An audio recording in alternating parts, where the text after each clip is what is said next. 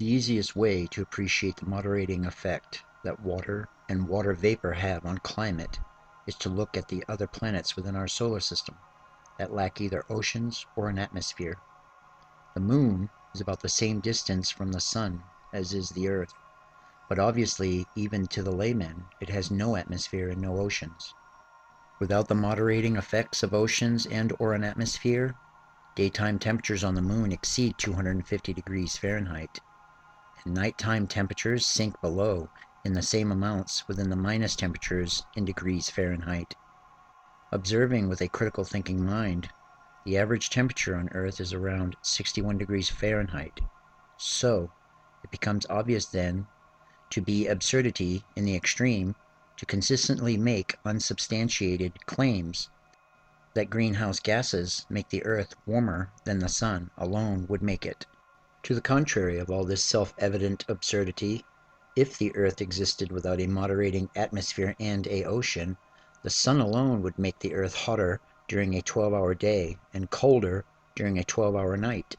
In the case of the planet Venus, it is very often cited in the scientific literature and science documentaries as a perfect example of a runaway greenhouse-affected planet, a planet sitting next door to us in our neighborhood of the solar system with a 96% CO2 atmosphere and a mean surface temperature of 864.3 degrees Fahrenheit.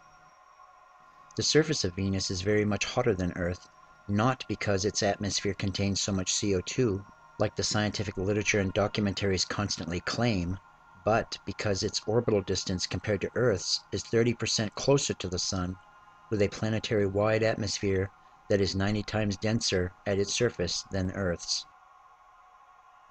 With Venus having a greater mass of atmosphere translates into having much greater adiabatic compression, where heat is generated through atmospheric compression within a high-density atmosphere, which in turn produces much higher surface temperatures.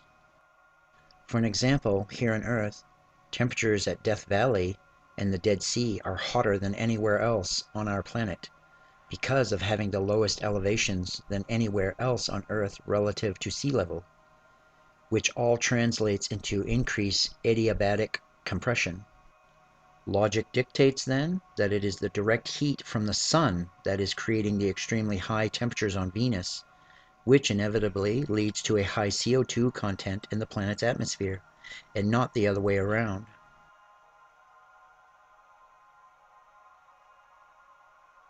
Even before Venus possessed a substantial atmosphere early in its history, the planet was evidently too hot to retain any water within a liquid state.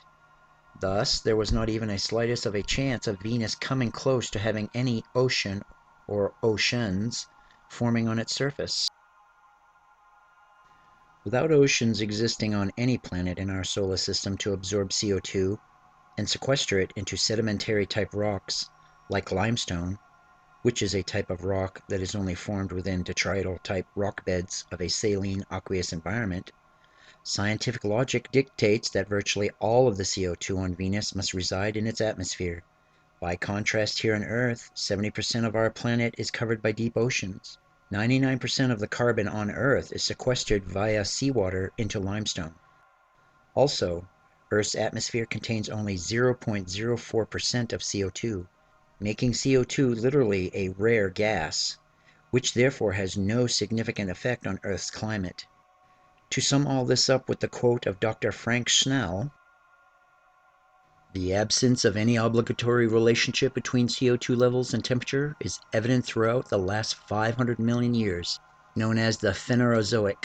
Therefore, while the scientifically bankrupt concepts of tipping points and man-made runaway greenhouse effects have obvious political applications, the mere existence of the Earth's oceans make all this an impossible and obscene fantasy."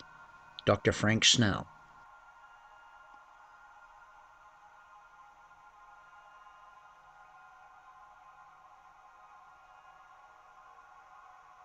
Thank you for watching.